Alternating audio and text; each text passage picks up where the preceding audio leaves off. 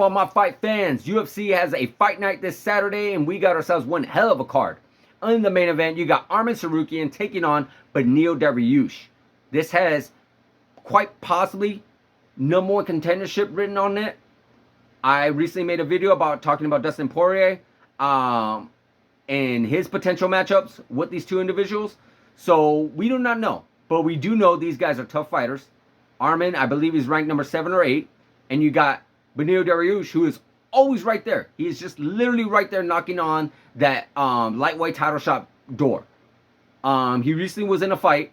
Well, not recently, but a couple months ago, he was in a fight with Charles Oliveira. It completely did not go his way. He was completely annihilated. Charles Oliveira just walked right through him. But prior to that, he was actually on a really good winning streak. You know, he was lined up to fight Islam Makhachev a few times, but the fight ended up falling through. But we know Beneil, he's taking on some really tough comers. Gamrot, Tony Ferguson, and a few others down the line of his career. You got Arman, who also fought Gamrot and a few other fighters. As a matter of fact, in one of his earlier fights in the beginning of his career, he actually took on Islam. And a lot of people say it was one of Islam's toughest contests. So this fight right here, I do feel like is a potential to match up who can Islam potentially face. Because these two fighters Islam has not won against just yet. Well, let's just say what it is. Islam has not really fought anybody in the lightweight division outside of beating Charles Oliveira. So Islam still has a lot to do in the lightweight division, I personally feel.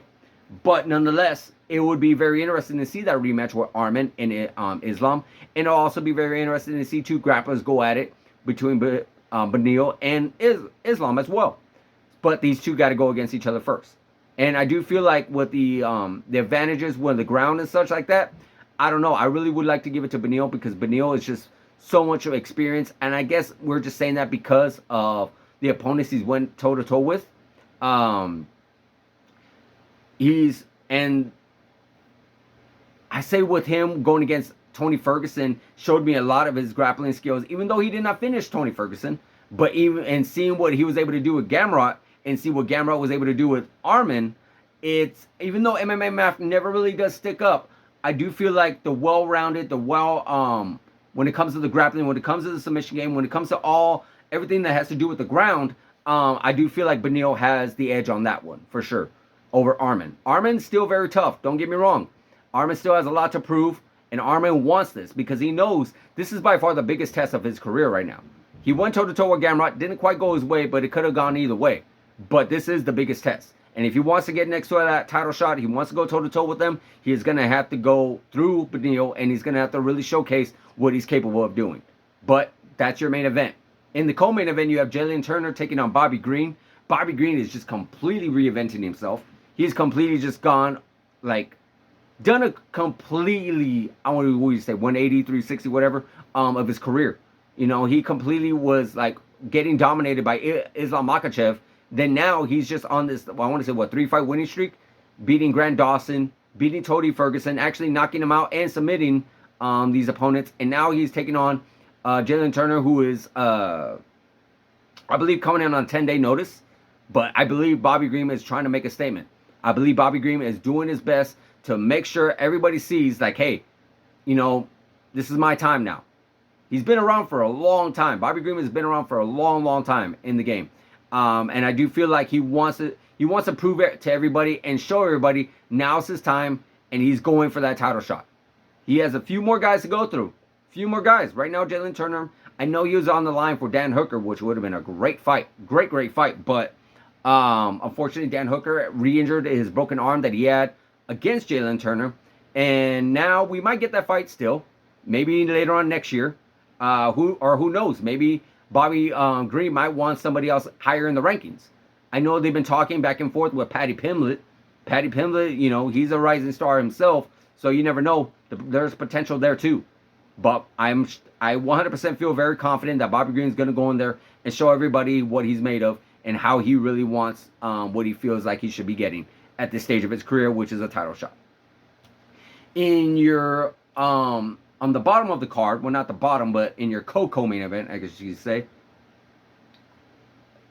you got Deiveson Figueiredo taking on Rob Font. Deiveson Figueiredo making his bantamweight debut. We already know Rob Font. This guy's a sniper. This guy's a very skilled fighter. We already know he's actually been able to take on a few good fighters and actually beat the champion of the world at one time, Cody Garbrandt, in a 5-round decision, if you remember, quite a couple years ago. That's pretty much been like the highlight of his career. He's taken on a few other guys like Chito Vera, Jose Aldo and such. The fights didn't quite go his way, but still do not sleep on him. He is a very, very tough opponent. Deiveson Figueiredo, former flyweight champion of the world, making, again, his bantamweight debut. And I do feel like this is going to be a really good division for him. We know that he has some tough times making that flyweight weight. He's been training with Henry Cejudo. So it's going to be a really good test for him. And this is actually a really good opponent for him. It's not somebody that's too high in the rankings, but not someone too low in the rankings. We want to kind of get the feel of him. He wants to test the waters a little bit. Let's not, let's go swimming around the shallow end before you start jumping in the deep end. Let's see what you can actually do in this new division. Because it is a 10-pound difference. And I do feel like, again, with Deiveson Figueiredo's age, I believe he's 34, 35. It was a little bit harder for him to cut that flyweight, but he's doing it nonetheless, and he's able to. Now he did it, and now he doesn't necessarily have to cut so much. And now I feel like he's going to go in there a lot more comfortable. He's going to be utilizing those skills that he learned from Henry Cejudo. A lot of those wrestling, a lot of the boxing techniques that he had that made him a champion in the flyweight division. And I do feel like he's actually going to become a force to be reckoned with in the bantamweight division. So, guys, keep a lookout for Deiveson Figueiredo in this new division. And also in the card, you have the return of Gastelum, Kelvin Gastelum. He's making his welterweight division return. He has not been welterweight since 2015, I want to say. I remember that fight he took place with Tyron Woodley where he couldn't even make weight. And he's taking on Sean Brady. Sean Brady has not fought since, I want to say, last October against Belal Muhammad.